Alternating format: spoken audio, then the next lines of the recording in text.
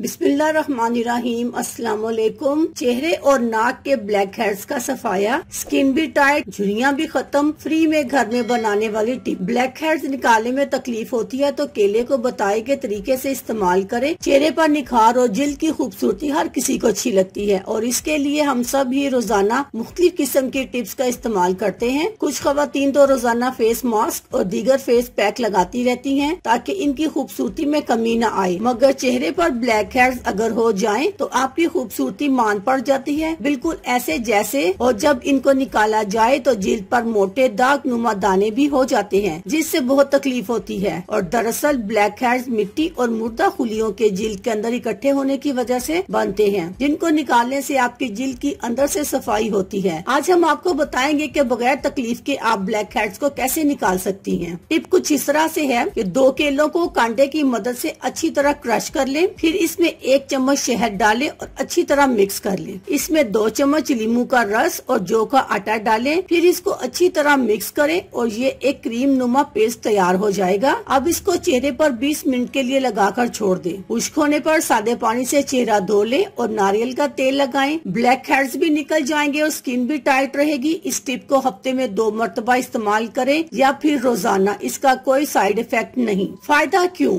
जौ में मौजूद कार्बोहाइड्रेट, 16 प्रोटीन, चिकनाई, fibre, manganese, phosphorus, magnesium, zinc, iron, vitamin series, vitamin B1, B6, B2, B9 और B5 सबसे ज्यादा मिकदार में पाया जाता है। अल्लाह हाफिज, शुक्रिया।